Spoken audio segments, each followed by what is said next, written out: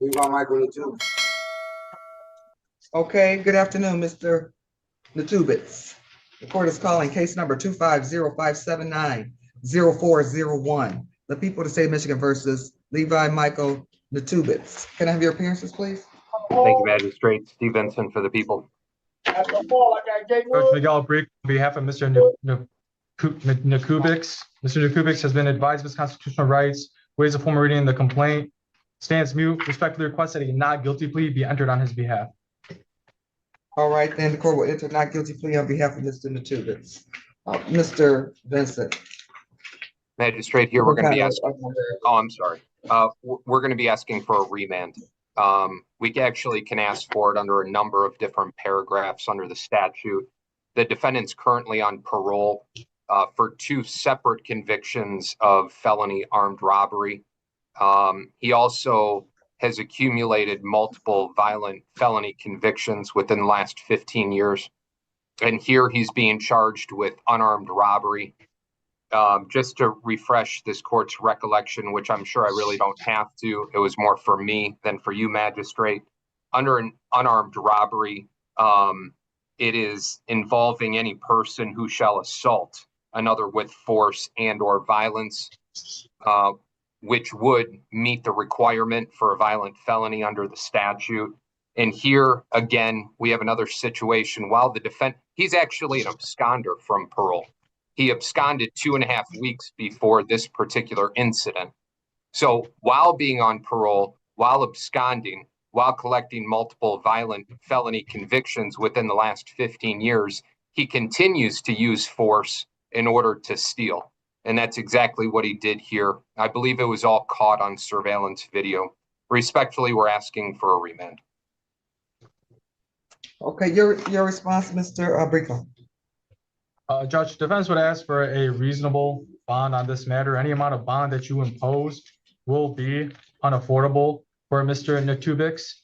Judge, I would like to mention that in this case, not to litigate any of the facts, it appears he was allegedly at a convenience store and taking items from a convenience store.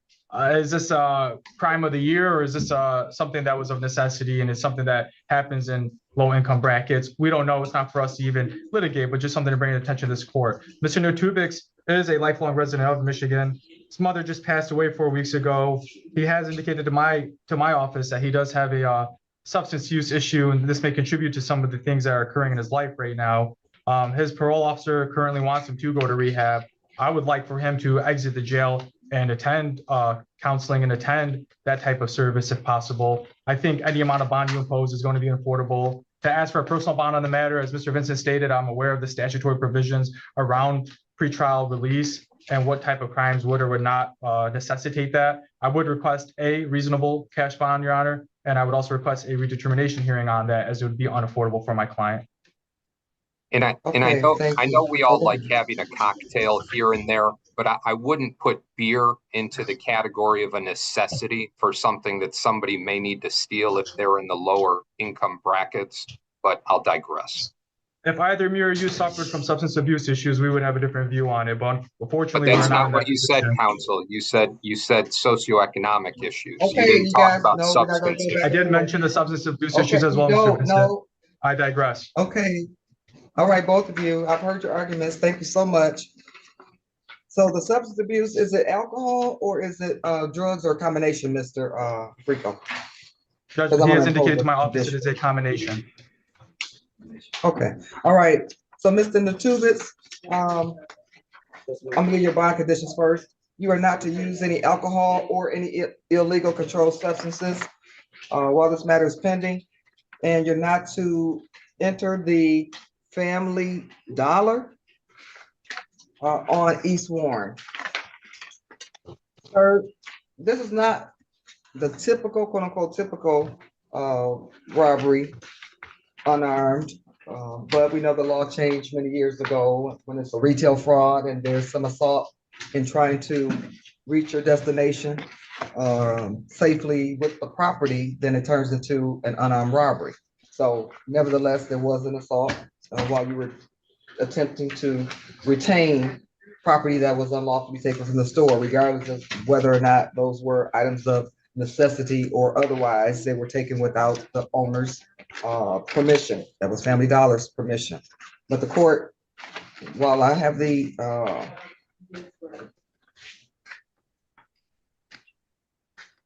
option to remand, let me ask you a question about the parole. Are there PVs on those cases yet, Mr. Vincent?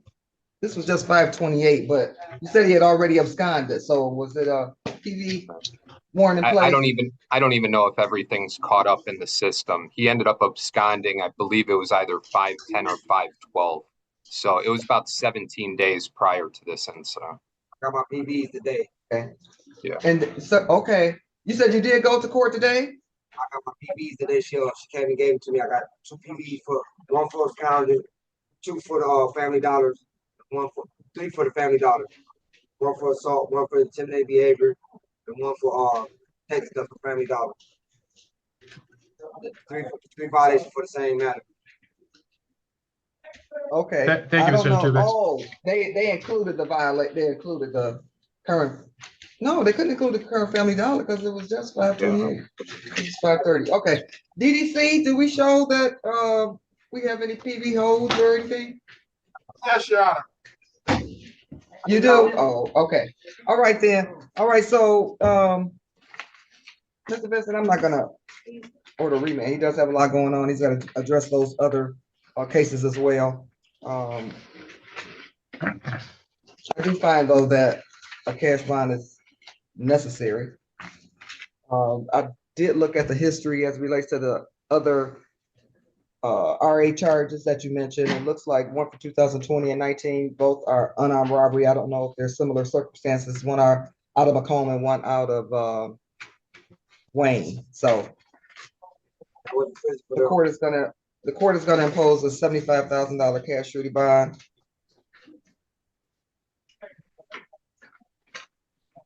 And I've already given the bond conditions. Mr. Nubitz, you have 2 court dates. You have a probable cause conference that's scheduled for June the 6th at 8:30. That'll be by Zoom before Judge Jefferson. Then you have the right to a preliminary examination. That's scheduled. What happened? Good. He had another court date, DDC. Can we get him back a moment? Or was he just, oh, he decided he was done for the day? Magistrate, while we're waiting, and I apologize. Okay. Oh, there he is. Yes, go ahead.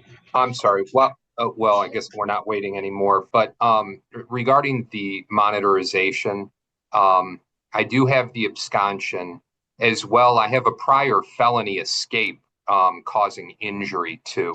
Was that something that you would be considering on top of the cash surety?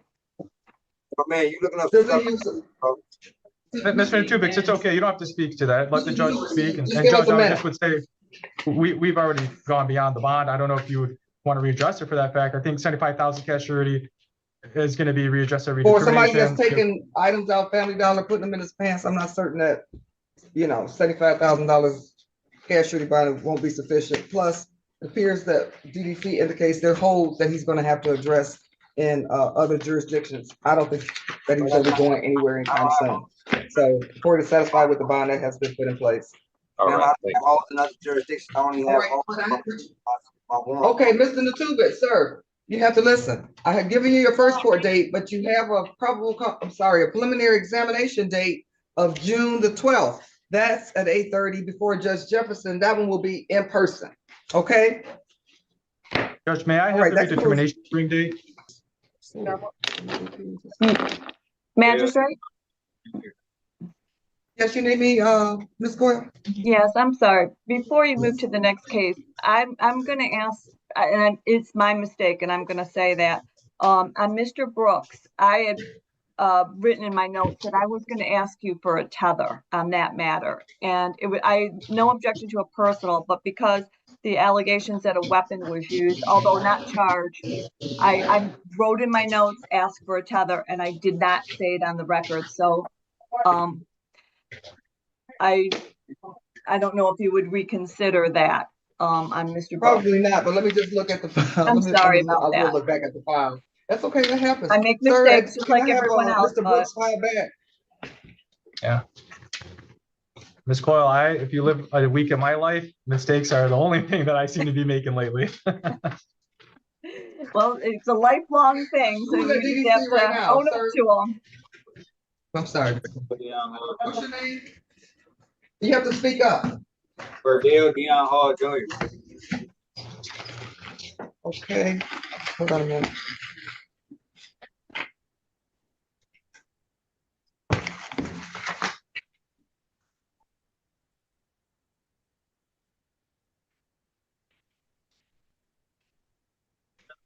I think Mr. Nubitz needed 3 release forms. It's 2 in there. That'll clear. Okay, Eric Brooks. Oh, it don't matter. Okay. All right, so Mr. Brooks' case, okay, the court will recall. Did they bring Mr. Oh, they haven't brought Mr. Brooks back. We have to, Okay. let me see. Yeah, it's a different person up there right now. But let me see if I'm gonna reconsider or not.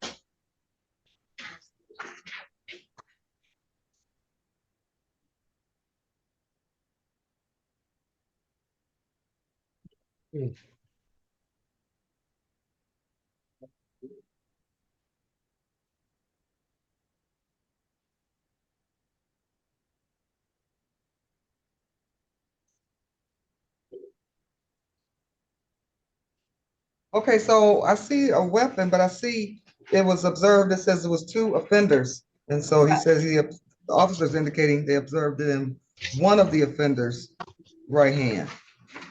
Correct, Judge. And then the statement from the complaining witness mentions that the firearm was in a different gentleman's hands, not Mr. Brooks' hands. So the defendant at this case presently was not the one, by the witness's own account, that had the firearm in his hand. And I know that we were talking about it without him, but no, Yeah. I won't recall it, Ms.